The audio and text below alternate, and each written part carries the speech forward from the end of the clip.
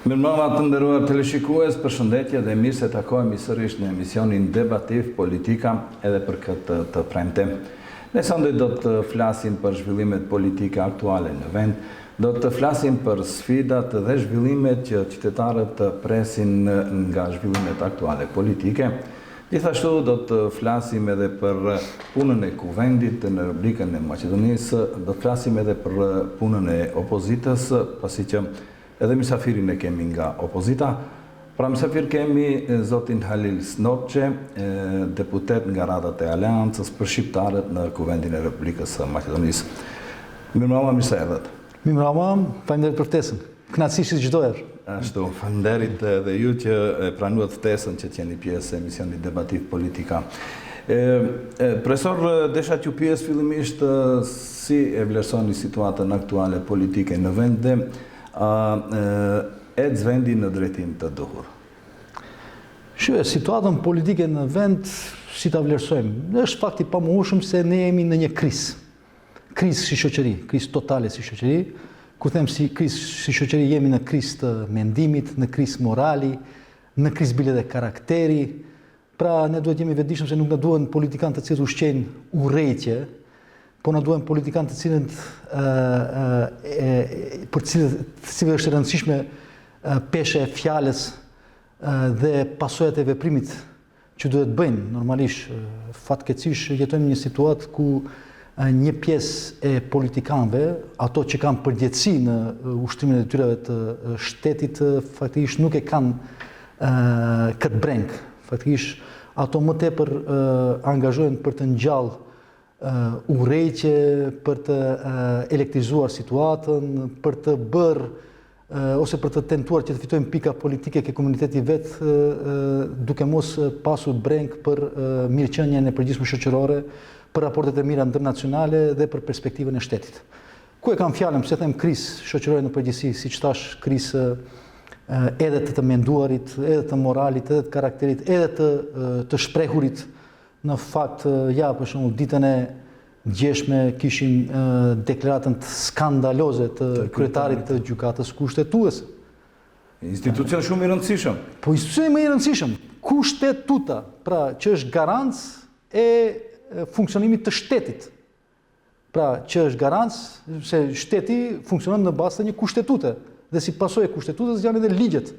Dakord, ligjet nuk mund të jenë kundërshtim me kushtetutën. A jep deklarata skandaloze. Dhe këto deklaratat skandaloze, pra interesante është fjala skandal, unë edhe me një rast tjetër kam përmend, kupton, mund ta përkthem në gjuhën shqipe shumë mirë, Pra këto deklarata s'kan të ndalur. Ose ne nuk e dimë edhe nesër mbas se çfarë deklarata japin. Pra kemi edhe disa deklarata që ndoshta edhe s'kan ndal ende prej përgjegjësve të institucioneve. Pra kjo fjalë skandal përshtatet shumë me gjuhën tonë, gjuhën shqipe që është një gjuhë shumë e pasur për të analizuar. Normalisht, pra kryetari i gjykatës kushtetuese nuk është politikan. Unë jam politikan. Unë mund t'jap vlerësime dhe gjykime politike, por ai nuk guxon. Ai duhet të kujdeset për zbatimin e kushtetutës dhe të kujdeset ligjet a janë konform kushtetutës apo jo. Shihni, dy gjëra janë të krahasueshme në bazë të një tipari. Kur them në bazë të një tipari, për shembull, për publikun, nëse tipari është shija, ne mund të krahasojmë diçka, është e ëmbël, është hidhur apo jo, a është e krypur apo jo. Për shembull, baklava, jemi në Ramazan tash, ëmbëlsira e baklavas nuk mund të krahasohet me numrin 5. Janë dy tiparë të pakrahasueshme. Prandaj, një gjykim, kryetari i gjykatës kushtetuese në asnjë mënyrë nuk guxon të jep gjykime politike, për shkak se gjykimi politik me gjykimin juridik janë të pakrahasueshme. Pra gjykimi politik dhe gjykimi juridik nuk mund të krahasohen, nuk mund të hyjnë në gjykime politike, ai bën gjykime politike. Kjo deklaratë e tjera do të lë pasoja në politik bërje në vend. Po sigurisht se lën pasoja. Shihni, ndaj këtij personi kishte interpelancë para disa muajve. Ju e dini. Pra opozita shqiptare ngriti interpelancë, herën e parë nuk e vendos në rend të ditë, interpelancë herën e dytë u vendos në rend të ditë, normalisht nuk u përkrau, u votua vetëm nga opozita shqiptare. Interpelanca, pse ishte interpelanca? Sepse nuk është era e parë. Shihni, ai deklaratë të tilla ky person ka dhënë edhe të kaluar. Pra ai në një pyetje, në një intervistë në agjencionin Mia në atë kohë, deklaroi që ligji për gjuhën shqipe është fryma e konfuzionit që krijohet në shtet, diçka çashtu, kupton, tash e parafrazoj. Pra nuk mund ta citoj 100%, tash mos më kapni për fjalë. Kush je ti të gjykosh ligjin? Në bazë të ti për shembull ti nuk mund të japësh interpretime autentike për ligjin. Ti duhet të japësh interpretim për kushtetutën. Ti je kryetari i gjykatës kushtetuese. Ka kush jep interpretime autentike për ligjet? Ajo është parlamenti, organi që i sjell ligjet. Dakor. Pastaj me një rast tjetër, kur e parashtoi gazetari pyetje pse në mbishkrimin mbas nuk shkruan edhe në gjuhën shqipe, ai tha për shkak se ashtu bëhet shpuna kur sillen ligjet të këqija.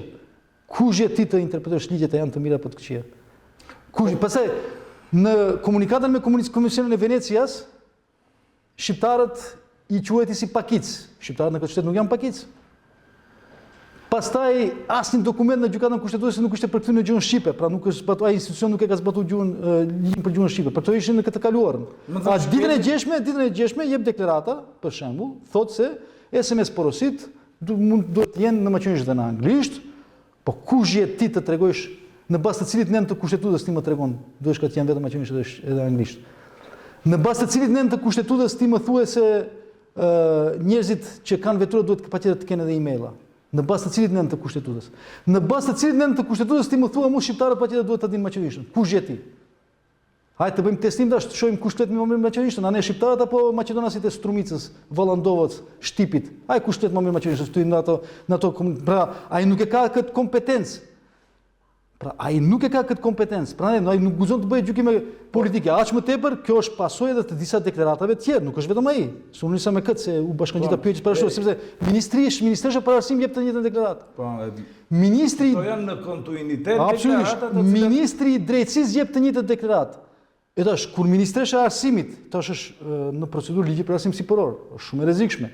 Kur ministri i drejtësisë jep deklarata të tilla, pra duke u quajtur porosi kryetarit të Tetovës, po jo vetëm, edhe kryeministri çonte porosi kryetarit të Tetovës, kupton?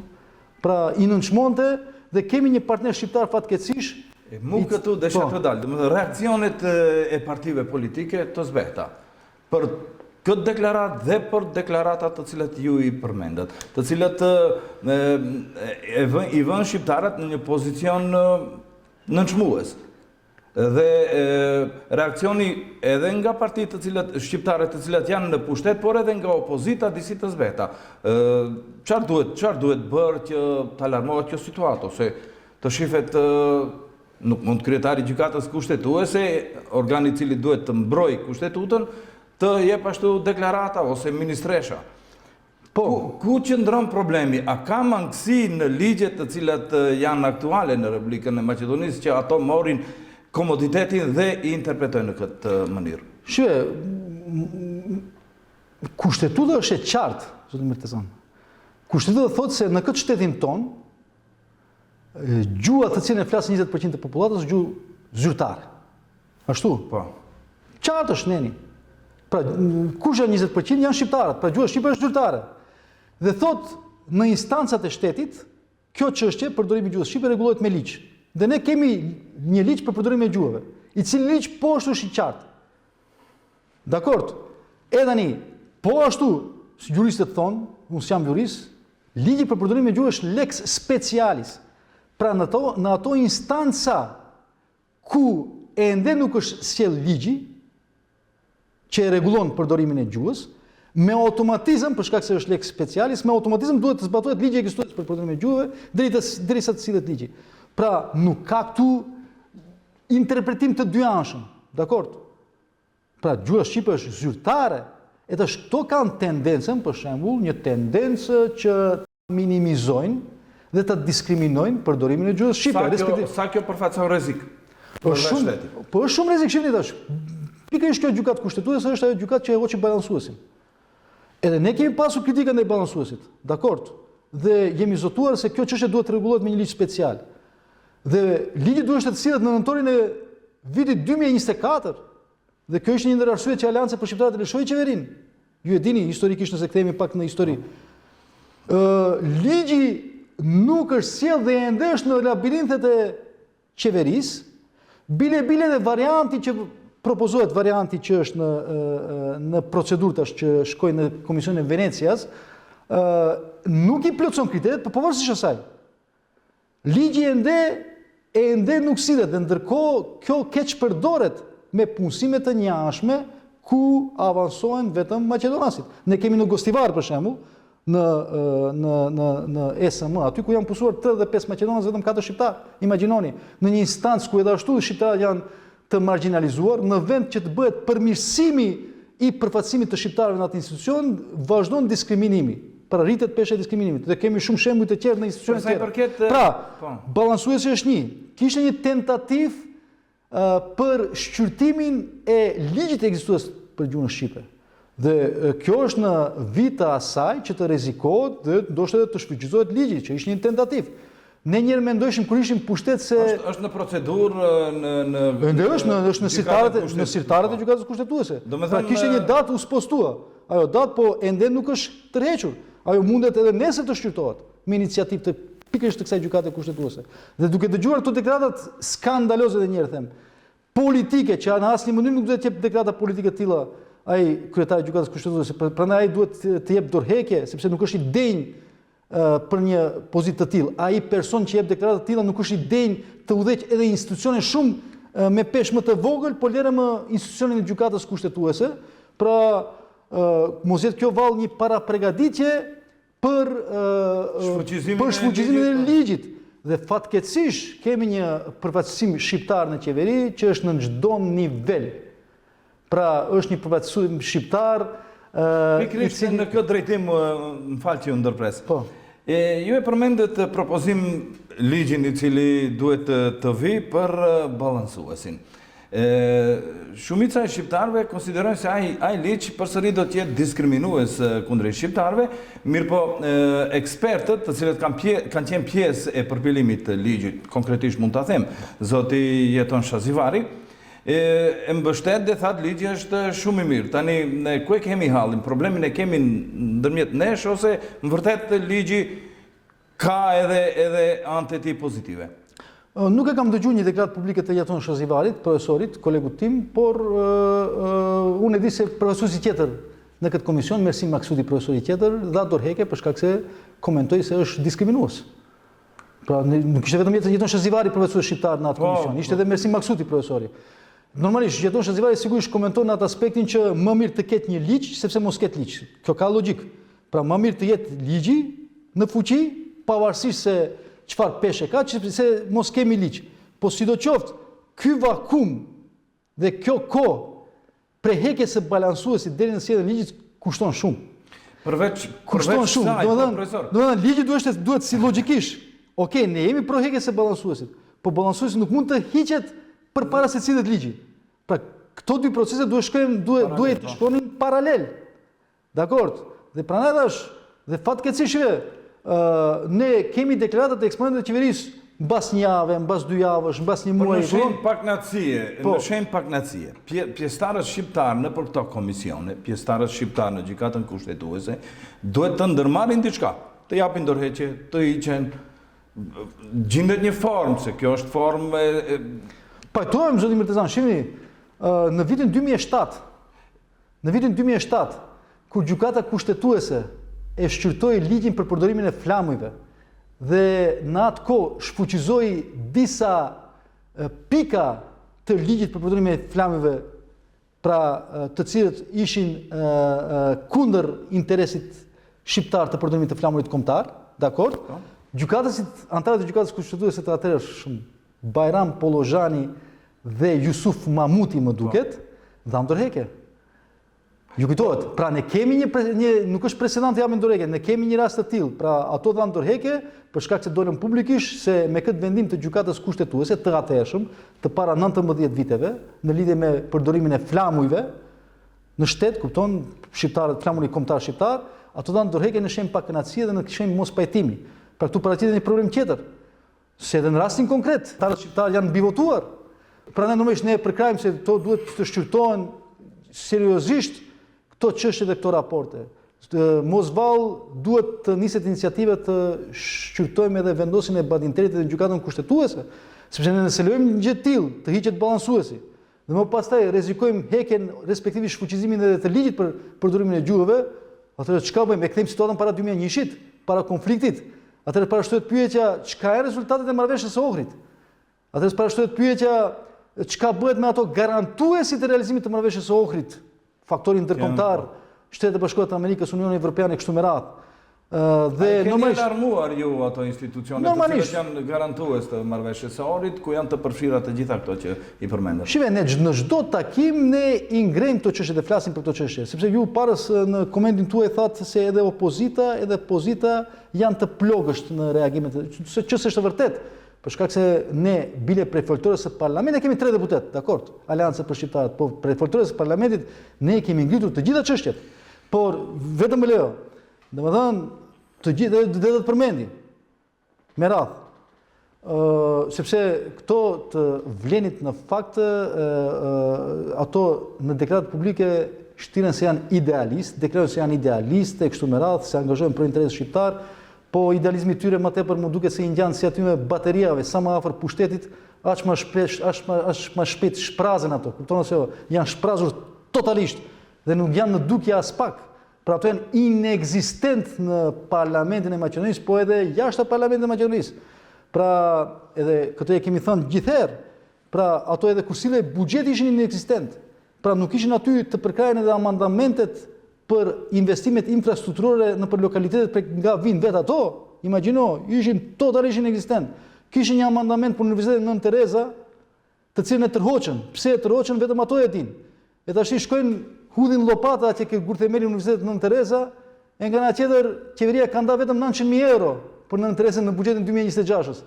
Dhe zotohen se në 2029 do përfundon kampusi. Si do përfundon kampusi kur 900.000 euro janë vetëm 2.5% të mjeteve para. Ku ka garanca se 2027 apo 2028 do rritet buxheti, kupton, në këtë krizë. Domethënë praktikisht janë vetëm deklarata. Ose për provimin e jurisprudencës që ishte aktual, kryeministri e ndron deklaratën. Sot thot, po, shqiptarët, studentët shqiptarë kanë të drejtë me kërkesat e tyre të japin provimin në gjuhën shqipe, të nesërmen e ndryshon deklaratën kryeministri. Dhe varësisht për deklaratës të kryeministrit dhe këto të vlerit të ndryshon deklaratat. Pra, sot thon ndryshe, ka disa stërkëmbëza në ligj, kur tha kryeministri nisën të bëjnë garanca, të japin garanca se po, do kenë të drejtë, kur e ndryshoi kryeministri deklaratën, përsëri nisën të thonë do shojmë duhet sillim ligj, kuptoni? Pra ato nuk kanë një unë të vetin, një qëndrim të vetin, po ato i ndryshojnë deklaratat varësisht për deklaratat e tjerëve, dhe unë në parlament e kam përmend këtë. Dakord, çështjen e provimit të jurisprudencës, jo një herë, disa herë. Çështjen e safe city-t, ne nuk e dishim çfarë qëndrimi ka ato për safe city-n. Ne e morëm vesh qëndrimin në ditën e votimit. Dakord. Edhe tani kur unë e ngresha këtë çështje në parlament disa herë edhe atë, edhe me pyetje deputetësh, edhe ndaj ministrit punëve brendshme, edhe ndaj kryeministrit.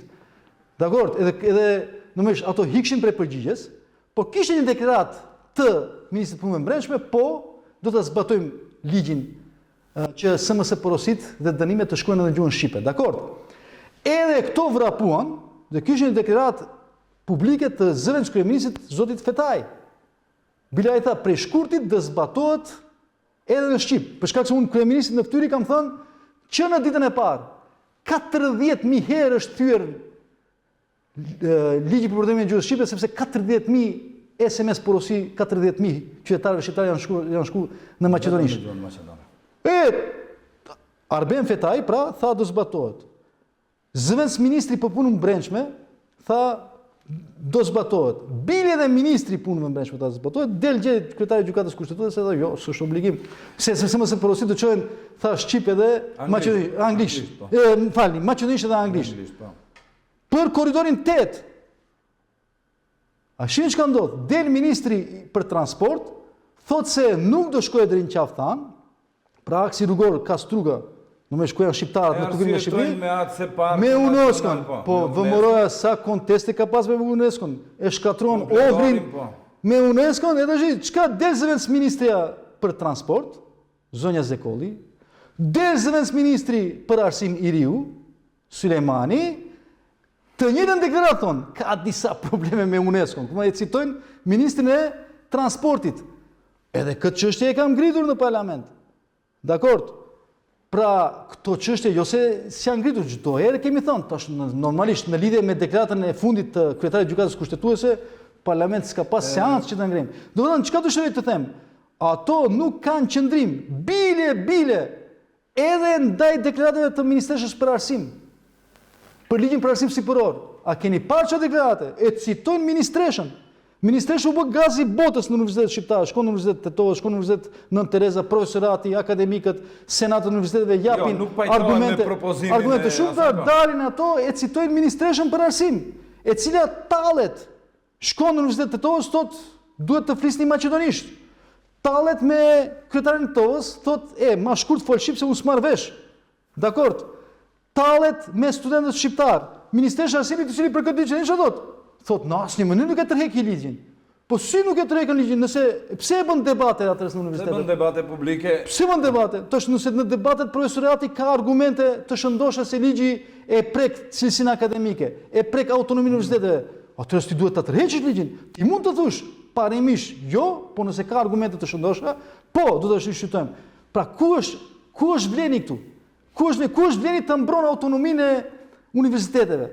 Universiteti Tetovës dhe të gjithë, po neve në shqiptarë na ndjek Universiteti Tetovës, Universiteti Nën Tereza. Ne kemi edhe Universitetin e Evropës Juglindore, po këto dy janë universitete shtetërore. Ku është të mbrojmë profesoratin? Pra, sipas ligjit preket autonomia, sipas ligjit parashihet që profesorët të cilët nuk mund të avansojnë në titull të humbin në vendin e punës. E dini çfarë stresi krijon kjo? Sipas ligjit mund edhe të mbyllen universitetet. Mos vallë, ky është një plan e Ministrisë së Arsimit dhe kryeministit Mickovski që të mbyllë qoftë Nën Terezën, qoftë Utën ose ti bashkoje. Ne me sakrificë të madhe kemi hapur universitetet në gjuhën shqipe. Dhe do shtinë të lejojmë që ministria të ketë kompetenca edhe në mbylljen e universitetit. Pra, ku është vleni? Vleni s'ka qëndrim në asnjë pikë. Pra ato vetëm e citojnë eksponentët e VMRO-DPUNES.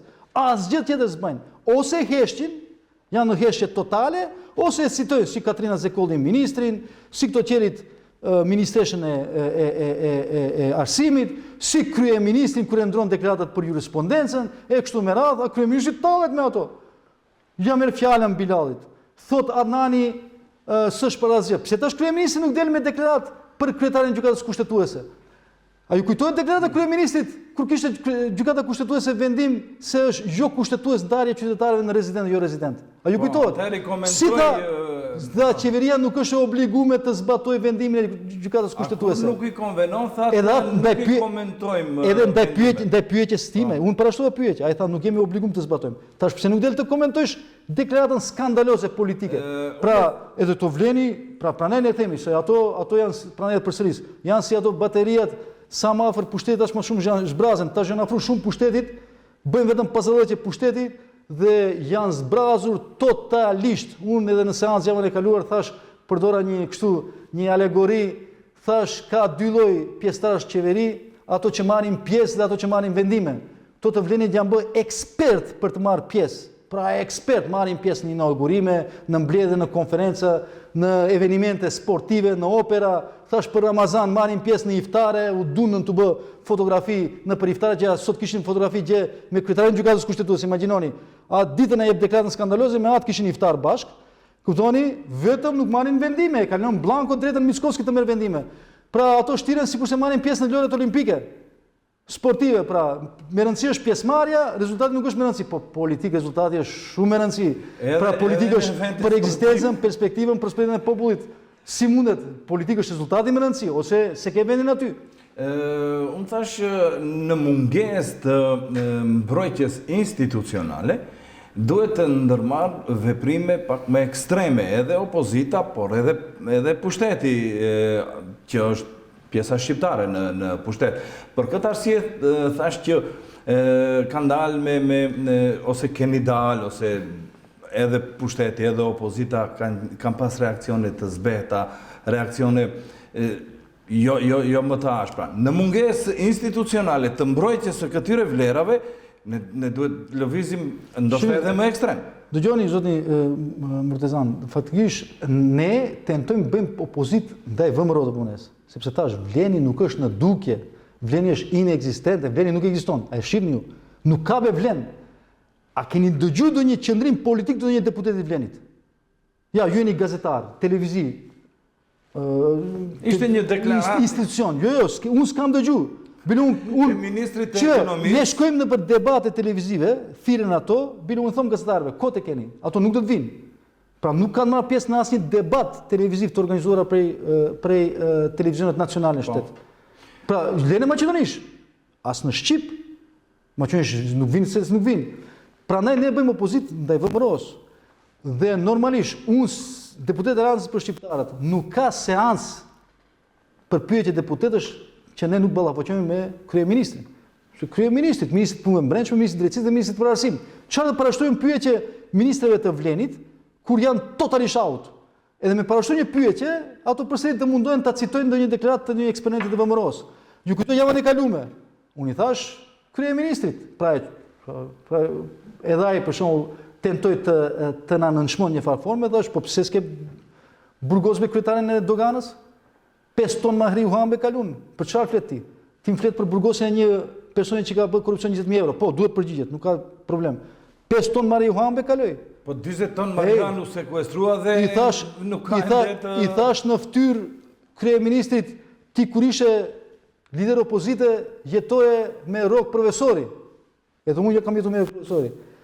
Por tash kur u bëre kryeministër na doli e vërteta tjetër se paske biznise të majme në sektorin energjetik dhe paske fituar goxha. Kuptoni atë, pra arshin dy fish, deklarata kontradiktore. I thash, ti prej kësaj foltore thua që ne derisa jam unë kryeministër nuk ka ndryshime kushtetuese, respektivisht nuk ka nisje të bisedime për Evropën, nga ana tjetër ne jemi për Evropë. Pra këto dy janë qase kontradiktore, nuk mund ta thush atë deklarati. Ti thua e kritikon Bullgarin për qasjen e Bullgarisë në mënyrë publike, e nga ana tjetër kur parashtoj pyetje unë, përsëri unë parashtoj pyetje për deklaratën skandaloze të ministreshës serbe, e cila tha që edhe në Maqedoni, se Maqedonia është folje e serbizmit e kështu me radhë, çfarë tha? Nuk kam dëgjuar. Nuk kam dëgjuar. Kur e festuan betejën e Kajmakçallanit. Po, nuk kam dëgjuar tha. Ti thua Maqedonia është përpara Shqipërisë me reformat, unë them si përpara Shqipërisë. Shqipëria nisën klastrin e fundit, një hap është përpara antarësimit, ti nuk je në vend numëro. Jo se s'ke shku, ti nuk jas në vend numëro, ti ke shku mbas. Se kishim raportin e Parlamentit Evropian, edhe në korrupsion jemi mbas. Pra, gjitha këto janë deklarata kontradiktore, edhe për provimin e jurisprudencës tash, sot të ndryshe, nesër thot ndryshon qëndrimin. Pra, unë i them këto në fytyrë, në prej foltores së Parlamentit i kam thënë, kryeministrit, normalisht me aty i bëj opozit, se ai bën politikat, se thash, këto të Vlenit vendimmarrjen e kanë lënë atij. Blanko kanë shkruar, ti çfarë do qofsh merr vendime, ne vetëm të jemi këtu në pushtet. Të gëzojmë do beneficione, do qefe të bëjmë ne në pushtet, ti merr vendimet. Edhe prandaj shqiptarët janë në këtë drejtë çka janë. Do të thënë përgjegjësia vjen përsëri te vetë shqiptarët. Po nuk kemi me shqiptarë. Nuk kemi shqiptarë vetëm për dekor. Përveçse shqiptarët në qeveri janë dekor, asgjë tjetër. A lëviz vendi në drejtimin e duhur. Pikërisht për antarësimin në Bashkimin Evropian, të gjitha partitë politike edhe shqiptare, por edhe ato maqedonase, në fushatën parazgjedhore, para se të vinë në këto pozicione që janë, kriterin bazë apo në programet e tyre të gjitha e kanë pasur integrimin në Bashkimin Evropian. Bile disa edhe me afate të caktuara.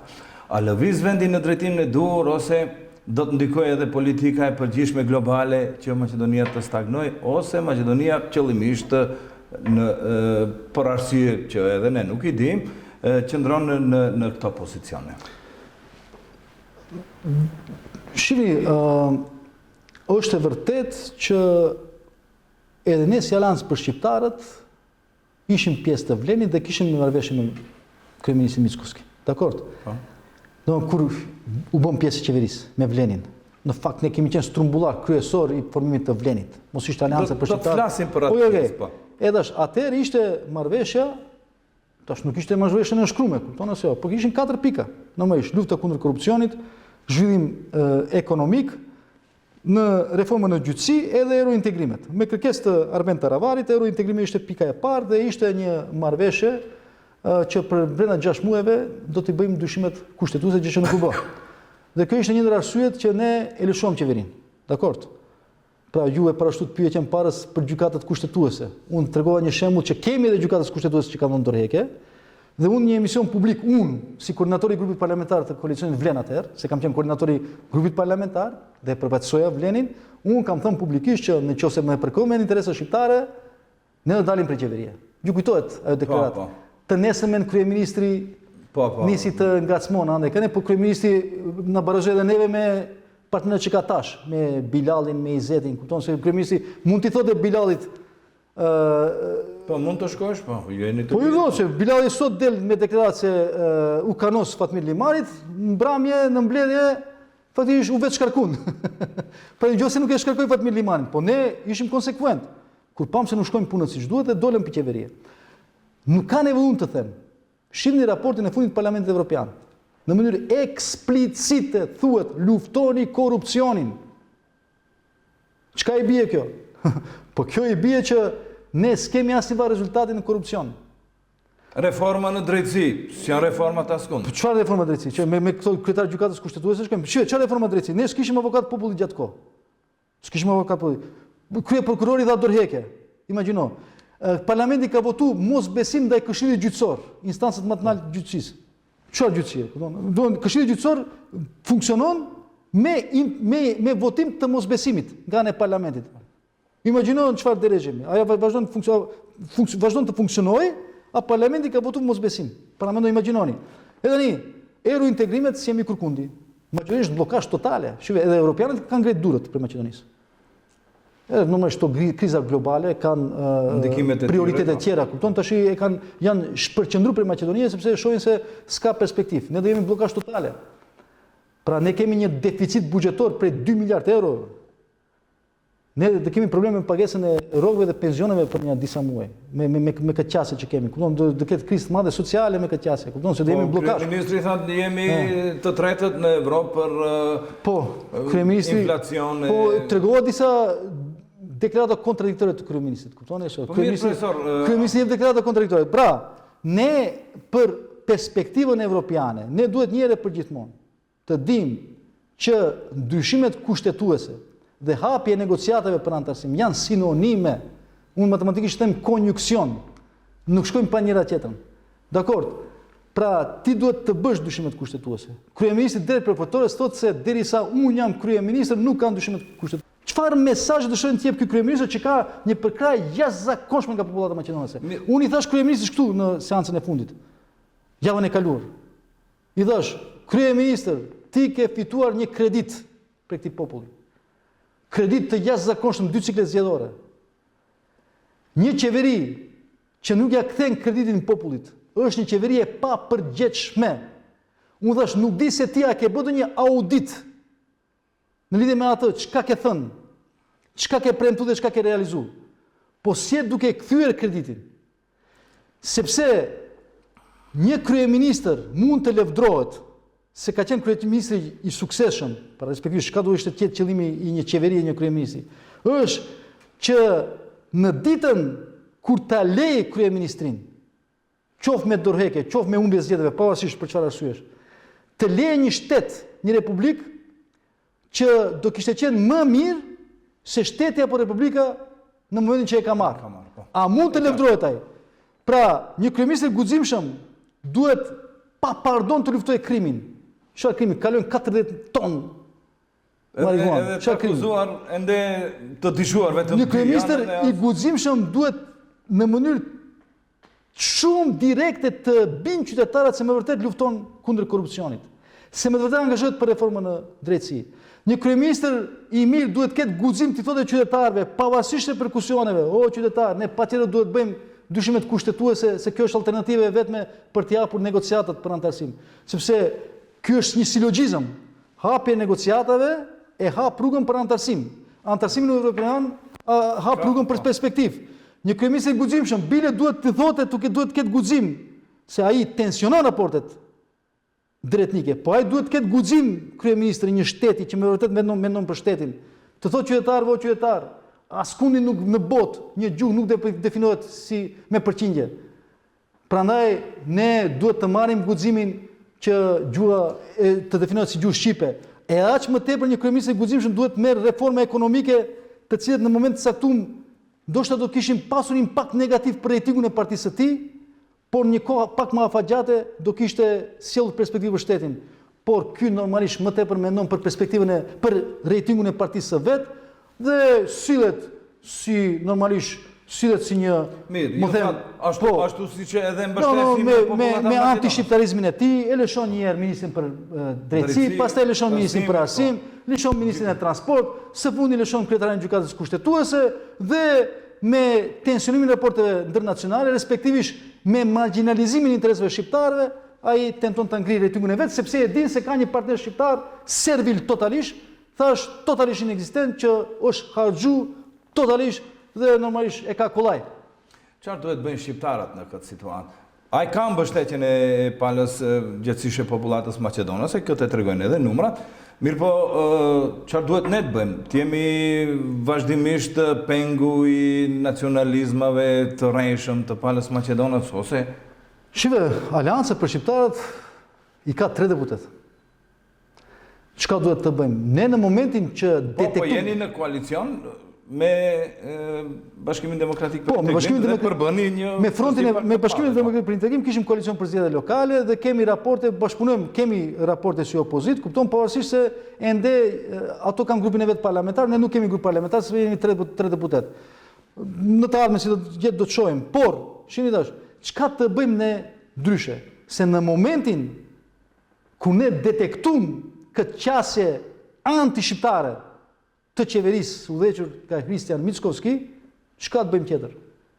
Çka të bëjë një participient në qeveri sa të lëshojë qeverinë? Pra, me lëshimin e qeverisë, ne vendosëm dhe menduam që të bëjmë trysni ndaj VMRO-s, ta forcojmë opozitën shqiptare që mos bëjë kësi avantura anti-shqiptare. Dakord ose jo? Pra, kjo ishte një potesë pikërisht të japim mesazh VMRO-s e ngadalë. Stop se nuk shkojmë punët mirë.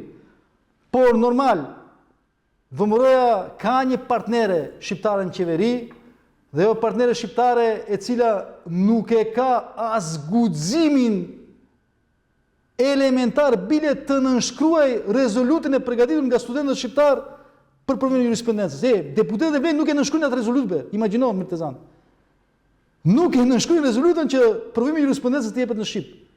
Shihni, derisa ishim ne në qeveri, edhe provimi në administrat ishte në Maqedoni për administratorët. Ishte ministri Hyjnë që me dekret, pra nuk duhet të sillet ligj special, me dekret e vendosi dhe tash administratorët japin provimin në gjuhën shqipe. Provimi për mjek profesionist ishte në maqedonisht. Ishte ministri jon, me dekret, konform ligjit për përdorimin e gjuhës, lex specialis, e mundsoi të jepet në gjuhën shqipe. Dakord? Pra ne kemi bë këto vendime në një kohë kemi qenë në qeveri. Shihni një shembull thjesht, do të them. Imagjino në Yazhinc. Kryeshefi i pikës kufitare kur ishim ne në qeveri ishte Joni, shqiptar. Shefa ndrimit ishin 3 shqiptar, 1 maqedon.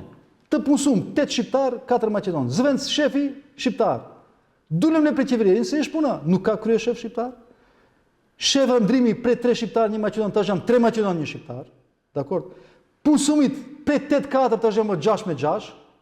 Imagjinoni çfarë diskriminim vetëm Yazhinc, komunën e Acës. Si disa maqedon ka atje. Dakord ose jo?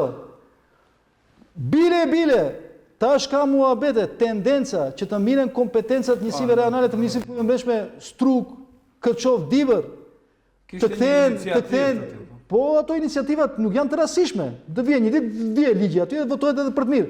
Pra, i miren kompetencat komanduese në Struk, në Kërçov, në Divër, në qytetet me shumicë shqiptare dhe të gjitha transferohen në Ohër. Pra, nuk do të kemi kryeshef të policisë, nuk do të kemi kryeshef të krimit të organizuar kështu me radhë, sepse ato do jenë në Ohër. Pra marginalizohen. Korridori 8 marginalizohen. Ministri i Punëve Brendshme, kompetencat marginalizohen. Si tha zëvendës ministri shqiptar i Punëve Brendshme për Ohrin edhe Strugën, tha nuk kemi shqiptar të cilët i plotësojnë kushtet. Opa, dulem ne me 5 emra që plotësojnë kushtet. Pra, ai nuk e përfaqëson interesin publik, por ai përfaqëson interesin partijak. Ai dëshiron që ato persona të kalojnë në filtrat partijake, ndoshta s'kan kaluar filtrat partijake. Pra kjo qeverisje, kjo qasje, po kjo është nënçmim total. Mirë, do të flasim edhe për ndryshimet të cilat paralajmërojnë qeveri, mund të ketë edhe ndryshime partnerësh. Për gjitha këto do të flasim pas një pauze të shkurtër marketingu.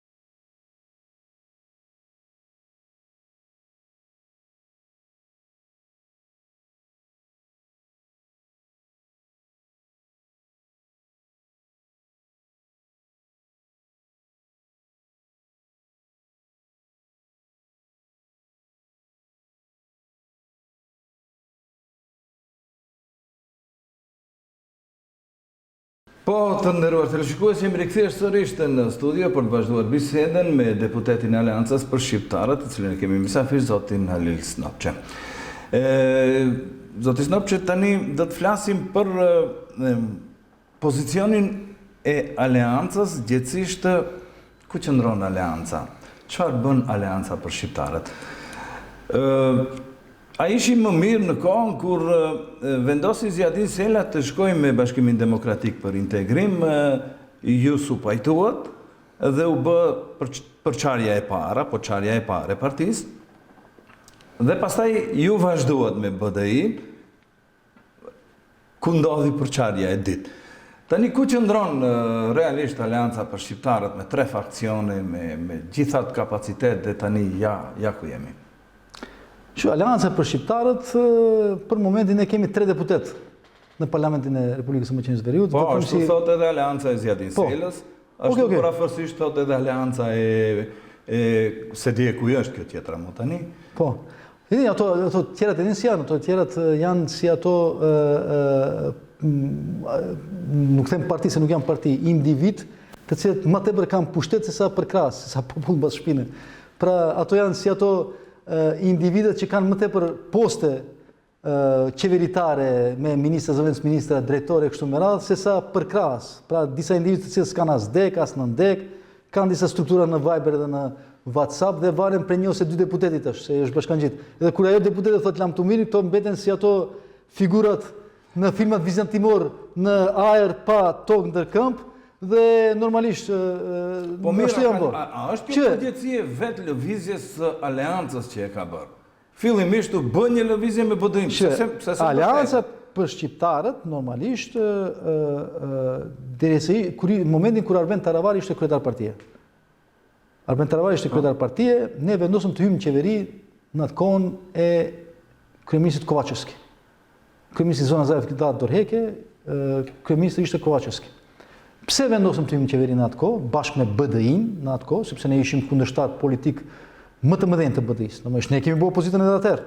Shive, vetëm një ashtu parantezë, tash kemi një deja vu në qeveri, një konstant qeverisje. Shihni, pse? Qeveri kush është? Izet Mexhiti. Izet Mexhiti vetëm një vjet s'ka qenë në qeveri. Po, ama është i faktorizuar që të vinë. Do vi aty. Po tash është një deja vu, një qeverisje konstante. Izet Mexhiti, Bilal Kasami ka qenë sekretar shtetëror në kohën e BDI-s, ishte me Mozhe me listën e përbashkët me LSDM hyri në qeveri, pra e vetmja opozite e mirëfill kuadër Vlenit kur ishim bashkë ishte grupacioni ynë politik. Dakord? Ne ishim opozite dhe atëherë, po edhe tash. Se kjo është në deja vu, se BDI 1 doli, BDI 2 vazhdon të jetë në qeveri tash, po në emër të Vlenit. Shihni, ato mendojnë se është bërë egzorcizmi, kanë përdorur me një rast, pra pastrimi i tyre se gjitha këqijat e shqiptarëve dhe gjitha këqijat e BD-s na kanë ardhur prej kohës që ato janë larguar prej BD-je. Po ato një vjet s'kan qenë BD. Domethënë, ato kanë qenë pjesëtar të BD-s në kohën për cilën e akuzojnë BD-in. Shihni, ato e akuzojnë BD-in për një pushtet 20 vjeçar, për atyre 20 viteve, 22 viteve, 21 vite kanë qenë bashkë me BD-in. Kuptoni aso, 20 me gjithë kanë qenë nën kryetar shtabi në disa cikla zgjedhore, imagjino. Të kthehem tash, nuk janë ato janë BD-i, faktikisht. Ato faktikisht bëjnë vetë kritikën e tyre, këtë terminologji kanë bërë. Pra, e bëjnë vetë kritikën e tyre. E si thonë ato? Ato thonë, mos u bëni si ne. Ama ato vazhdojnë bëhen si vetveqja e tyre. Sepse bile ma keq. Bile ma keq. Se unë përmenda buxhetin, kur ishte buxheti, ne si opozit kemi pas debate të ashpra me deputetët e BD-s. Tash ne suni gjejmë të vlenit. Pra ne plasim të jetë do një deputet që të kemi një debat, s'janë aty, janë inexistent. Hiqe këtë. Pra, në kohën e Kovacevskit, të kthehem te pyetja. Po. Në kohën e Kovacevskit, ne hynëm qeveri, ishte dhe rekomandimi i partnerëve ndërkombëtar që të bëhet trysni VMRO-DPMN-s në atë kohë, që VMRO-DPMN mos ngjej se ka një partner, jo partner, por ka një parti serioze shqiptare që është në opozit, që ngele vetë, që ndoshta për shkak të asaj trysnie do të bindet një pjesë të grupacionit të deputetëve VMRO-s që të votojnë për ndryshimet kushtetuese. Pra kjo ishte tendenca e atëhershme. Normalisht ne hynëm në pushtet dhe normalisht morëm pjesën tonë të kullaçit, të themi, të atij pushteti. Dakor? Kur ofruan zgjedhjet, normalisht në atë kohë ne mendojnim që duhet ndryshojë status quo, se 20 e kusur vite BD-i ishte në pushtet. Dhe ne kishim kritika të shumta dhe pakënaqësi të shumta me qeverisjet mbi 2 dekada të BD-s dhe sollët një BD-i tjetër. Okej, tash tendenca, tash vetëm të sqaroj. Dhe ne vendosëm që të bashkangjitemi grupacionet LEN atëherë, që të bëjmë ndryshimin. Dhe ne e bëm ndryshimin. Kupton? Dhe e bëm ndryshimin, hynëm në qeveri, po ishte me qëllim të mirë.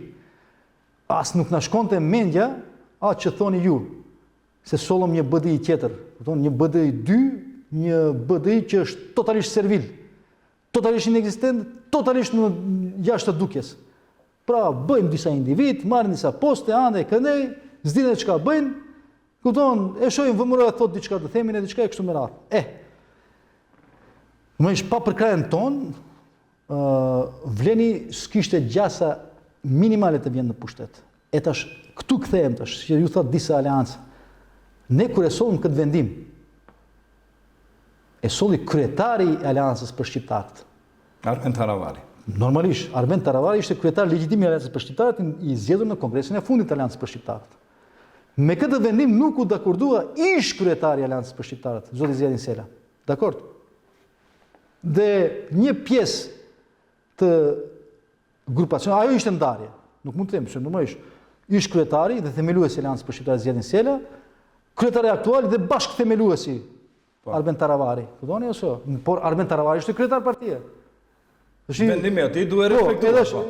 Ku du të vi? Se disa thonë, ato po duan grupacioni tjetër Arben Taravari pas ka tradhtuar aleancën. Po ku keni pa ju kryetari partie të tradhtojë partinë e vet? Kryetari nuk e trahton? Si mund të kryetari i partisë është i pari i partisë. Dakord? E qartë, po. Ne e bëm atë potesë.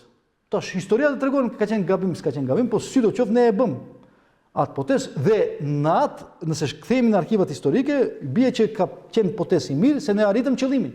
Se politika ka disa qëllime. Dakord? Tash mos flasim në fjalorin makiavelist, qëllimi është arsyeton mjetet, po sidoqoftë tendenca jonë se ne kemi bërë betejë politike me BD-in. Edhe për atë arsye u formua aleanca për shqiptarët, që të ketë një pandan ndaj Bashkimit Demokratik për Integrim. Se të mblidhet një grup intelektualesh, një organizatë politike, e cila do të rezistoj, do të shfuqizoj, do të adopsoj, do të arrit të çojë BD-in në opozit. Dhe ne arritëm atë. Por nuk na dulën e sapet në pushtet. Dhe në zgjedhjet lokale shkoni përsëri me Bashkimin Demokratik për Integrim, ku ndodh çarja e ditë dhe i bie që nga e para ndoshta ish kryetari ndoshta ka pas të drejtë, domethënë. Mos shive, nuk ka ndodhur në historinë politike që një parti në pushtet të del prej pushteti. Se ne dyert dalim prej pushteti. Pra, ti nuk mund të akuzosh për diçka, për shkak se kur del prej pushteti, kjo është një veprim i moralitetit politik. Dakor? Që moraliteti politik mund konsiderohet mos pasi vizioni politik? A be tash shire, në politik ka gabime politike dhe faje politike. Dakor? Gabimet politike mund të bëhen edhe pa qëllim. Pra ti ke një vizion politik, një opinion politik, edhe vepron konform atij opinioni. Dakor? Dhe del gabim. Qartë. Problemi është kur ka faje politike. Fajet politike janë të qëllimshme. Pra janë për përfitime. Kur një grupacion politik del prej qeverie, domethënë ty s'ka përfitim, ti nuk bën për korrupsionat, ti nuk bën për kriminalitetat, ti nuk bën për përfitime individuale dhe grupore, ti bën për përfitime të shoqërore, të popullit, të kombit, kupton, si thash, të kurzosh kryeministrin Mickovski, ti thosh, gadalbe, nuk shkojnë kështu punët, kupton? Hera e parë, okay, rreshtuam me opozitën. Që ta çojmë në opozitë. Hera e dytë, ne dulëm për qeverie, se Armen Tarabari ishte ministri për shëndetësi. Ministri e shëndetësisë ishte ministria më e fuqishme që kishin disponim shqiptarët. Që Armen Tarabari merr vendim që del për qeverie.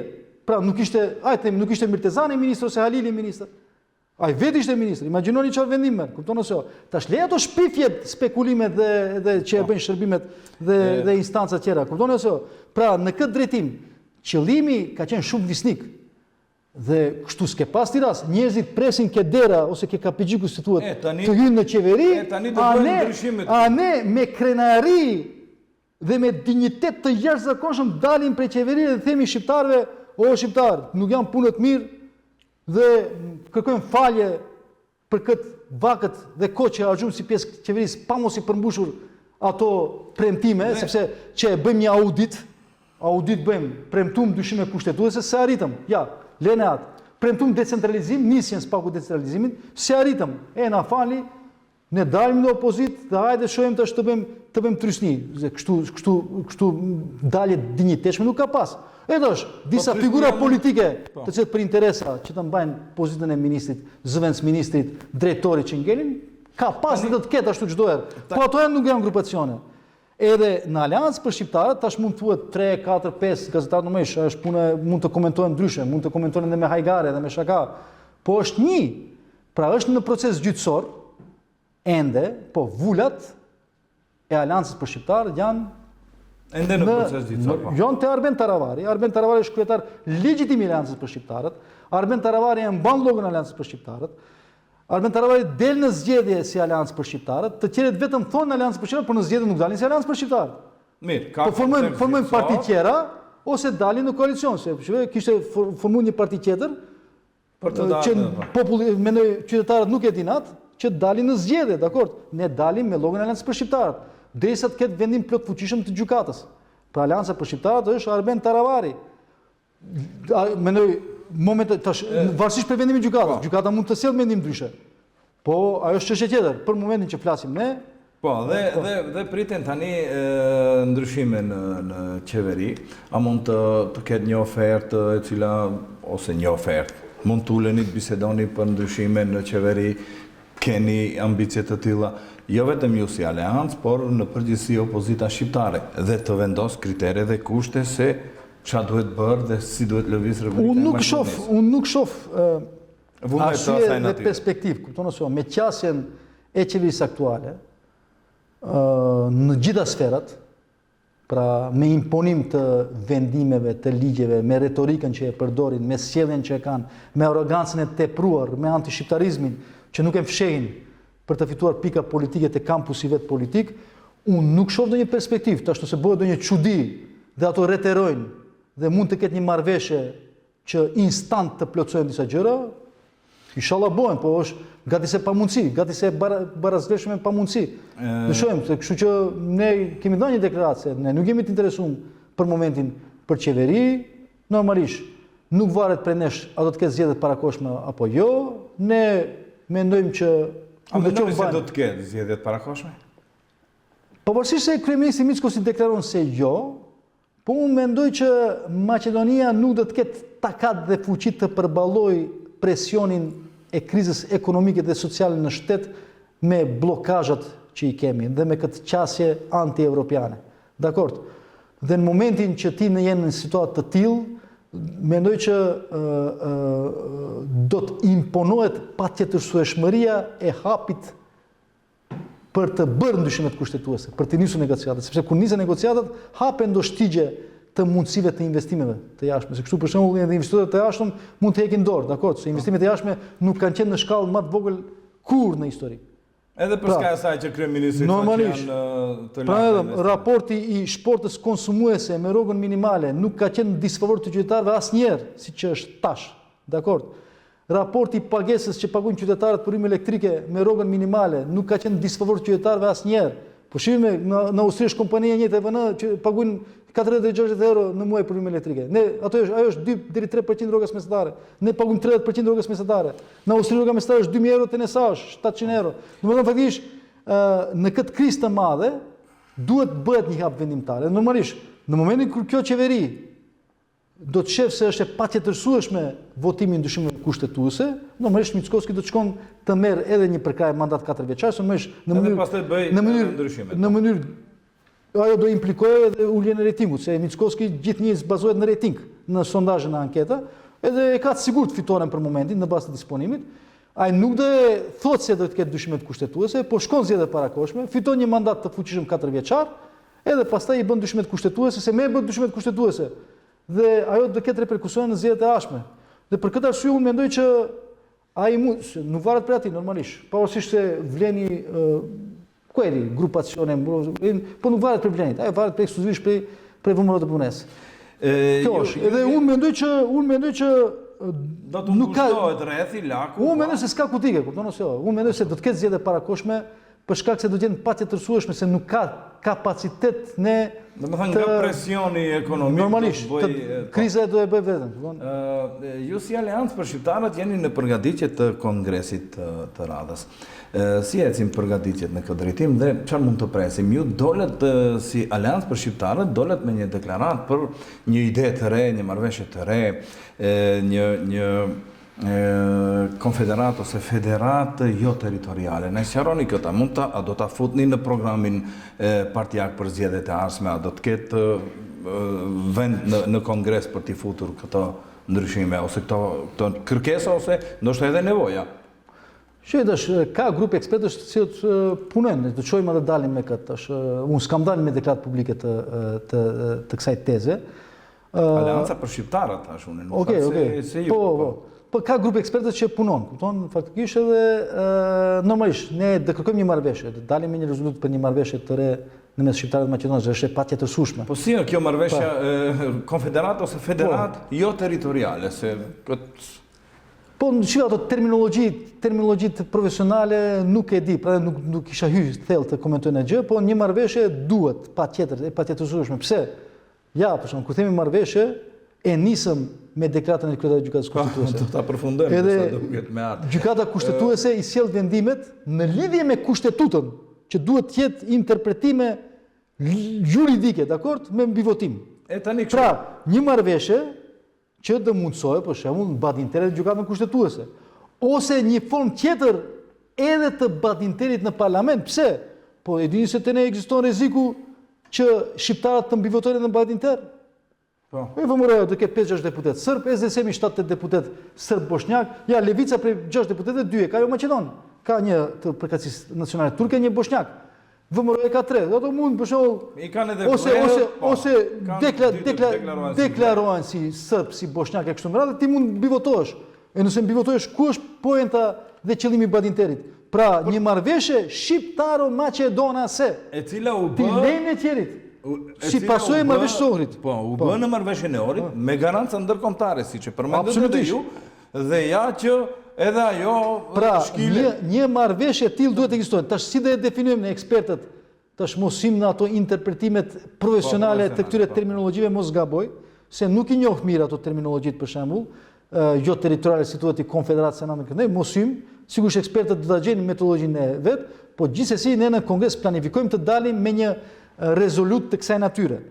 E përmendet kongresin, ne tash nuk kemi organe, pra gjithë janë në dorëheqje, përveç që kryetari i partisë vazhdon deri në kongres, edhe kemi formuar një këshill për organizimin e kongresit, i cili organ, pra Këshilli për Organizimin e Kongresit, punon në përgatitje. Përkohësisht do të ushtroje edhe rolin e kryesisë partisë, për shembull, për koordinimin e aktiviteteve dhe vendimeve të partisë. Kongresin planifikojmë nëse shkojmë punët sipas planit, pra nuk është caktuar data definitive, në fund të majit ose në fillim të qershorit. Tash jemi në faktikisht në aktivitete të përditshme në përdek dhe në ndek, të zgjerojmë radhët e kështu me radhë. Mendoj se shkojnë mirë, pavarësisht se është muaji i Ramazanit, përsëri ka intensitet, ka aktivitet dhe mendoj se do kalojmë më së miri. Normalisht, në një rast tjetër mund të flasim edhe për to terminologjitë profesionale të cilat ju e prekët, të cilën nuk duhet të lëshojmë në komente më. E prekam me qëllim për arsye të garancave. Po një marrëveshje duhet. Po një marrëveshje e re pa garanca ndërkombëtare, se ne kishim një marrëveshje të orit me garanca të forta ndërkombëtare, amerikanët, NATO, Bashkimi Evropian. Dhe ajo nuk po zbatohet. Ama Parlamenti Evropian, e dini Parlamentin Evropian para disa javësh që ata? E tani marrëveshjen e re, kush do ta garantoj? Domethënë faktikisht, për shkak se Unioni Evropian është një ndër garantuesit e marrëveshjes së Ohrit, dhe Parlamenti Evropian para disa javë çoi selam qeverisë. Ktheni balansuesin tha. Pra ato kanë indikacione dhe informacione të sakta se keq përdoret e drejta e punësimit në bazë të përfaqësimit të drejtë dhe të barabartë. Nuk shkelet vetëm ajo e drejtë, po jo, drejta shkelet. Po, më do të them, ja, thotë ktheni balansuesin, pavarësisht se është vendimi i gjykatës kushtetuese, Parlamenti Evropian çon selam qeverisë, ktheni balansuesin thotë. Pra kjo është një mesazh shumë i fuqishëm. Thotë luftoni korrupsionin. Po, është mesazh i fuqishëm. Për arsye të politikës globale, Parlamenti Evropian çon selam ose mesazhe se Ballkani Perëndimor mund të bëhet pjesë e Bashkimit Evropian pa të drejta të barabarta, me kushtëzime, dhe këtu pastaj pozicionet tona në Bashkimin Evropian do të shkojnë ashtu siç kemi ndërtuar në vetë. Sidoqoftë, ne për shembull maksimalisht në gjitha takimet me përfaqësuesin ndërkombëtar i argumentojmë këto lëshime dhe këto hendeqje dhe stërkëmza që i kemi, por edhe një herë të them se kur ke një partner shqiptar, nuk di çfarë bisede bëjnë ato me ndërkombëtarët, por kur ke një partner shqiptar që është out realitetit, jashtë totalisht, të harxhum totalisht, atëherë është vështirë edhe të menaxhohet kjo punë. Dakor? Pra, kam fjalën për Vlenin, pra fatkeqësisht me qasjen e tyre, me pozicionimin e tyre dhe me politikën që e bëjnë, që nuk ka lidhje me politikën, po është një parapolitik, mund të definojmë, atëherës është edhe ne kemi vështirë të kemi efekt apo rezultat në drejtim të presioneve që tentojmë të bëjmë. A mendoni se Vleni do mund të konsolidohet më mirë pasi që u bën një parti, pasi deri tani ne dim ishin 4-5 fraksione, tani u bën një parti me 2 kryetar, e zgjodhen atë problem, do jenë një parti, a mendoni se do të mund të marrin qëndrime pak më të forta kundrejt palës Maqedonase? Po jo, s'kam çfarë do mendojmë për Vlenin, kupton, thash se faktikisht ne jemi të hetshëm të shohim ndonjë qendrim politik, po s'kan as qendrim politik, s'kan as vizion politik, s'kan deklarata politike, janë out. Edhe unë për shembull nuk e di si të komentoj, për shembull nuk e di për shembull ja, profesionistët e vecministrat nuk e di kush janë, çfarë janë, kupton ose jo, prej ku vijnë. Kështu që një parti politike normalisht, një lider është më mirë se sa 4 lider, sepse ne kishim atë problemin e funksionimit të Vlenit me 4 lider, 4 mendime ndryshme, 4 mendësi. Faktikisht tash me liderë ndoshta të funksionojnë më mirë, edhe uroj të funksionojnë më mirë, po gjithsesi unë uroj, sidoqoftë të funksionojnë, uroj që së paku të mbrojnë interesin shqiptar, pra së paku të tregojnë pak dinjitet, pak krenari, pak rezistencë dhe pak shqiptari, se thash, i e kanë plot në gojë idealizmin, në dukje sillen se të jenë idealist total, po në realitet totalisht e në përkëmbën interesin kombëtar shqiptar. Okej, në rregull, ju falenderoj shumë që ndatë kohën që të jeni bashkë me emisionin Politika këtu në TV Globi. Si gjithmonë, sa herë që ju ftojmë jeni të gatshëm dhe unë shpresoj kështu të vazhdoj edhe në të ardhmen bashkëpunimin. Faleminderit edhe ju, faleminderit. Edhe juve miq të nderuar, ju falenderoj që ishi bashkë me emisionin Politika për këtë premte. Ju ftoj që të na ndiqni edhe në emisionet e radhës. Deri atëherë bashkë, miru takofshim.